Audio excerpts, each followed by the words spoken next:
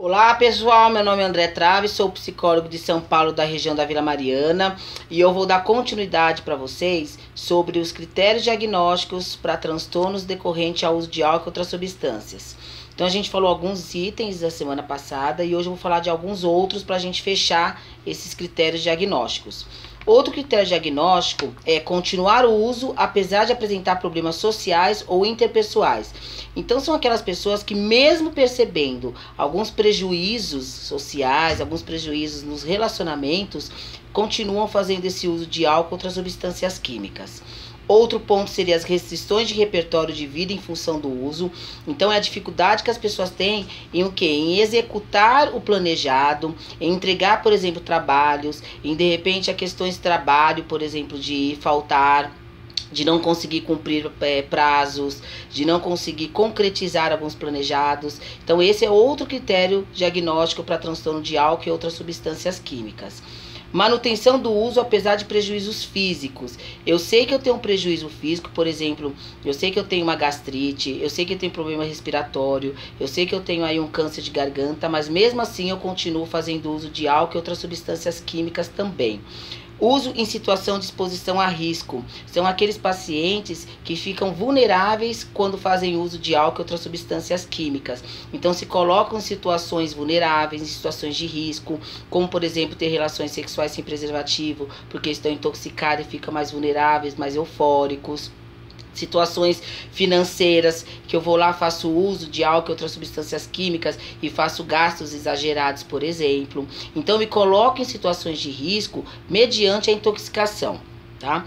Tolerância, que são aquelas pessoas em que no início do uso fazia uma quantidade ou um período e aí posteriormente começou a ter um aumento, tanto de quantidade quanto de tempo. Às vezes o paciente ele fazia uso só na sexta-noite e hoje ele está fazendo uso na sexta, no sábado, no domingo, ou um uso mais, né, na semana, segunda, quarta e sexta. Então eu aumento o tempo ou aumento a quantidade do álcool ou outras substâncias químicas. Então, fechando aí os critérios diagnósticos para uso de álcool e outras substâncias químicas, é importante que a gente caminhe com o paciente todos esses critérios, avaliando com ele todos esses pontos que vai estar surgindo aí, esses prejuízos posterior. Ele pode ter a consciência ou o outro perceber, notar essas questões e pontuar para ele. Inicialmente, o paciente dependente, ele traz uma negação muito pontual. Quando eu quiser, eu paro, para de me amolar, porque quando eu quiser, né, eu paro naquele momento. Eu vou apenas controlar a quantidade, vai ser pouco. O tempo, eu vou estipular e vou conseguir honrar aquele tempo. E a gente percebe que na prática não consegue executar exatamente esse planejado.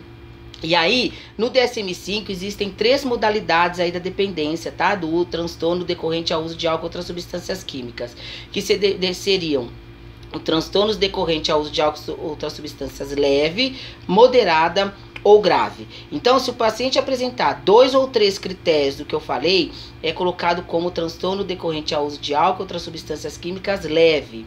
De 4 ou 5, moderada.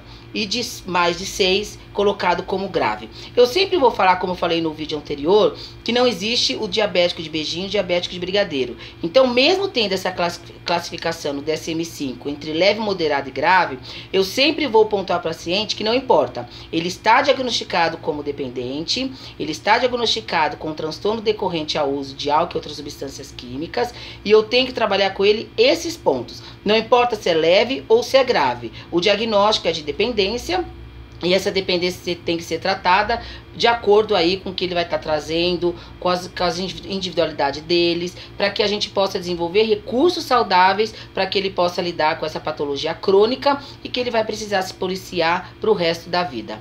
Qualquer dúvida, estou à disposição e obrigada e até a próxima semana.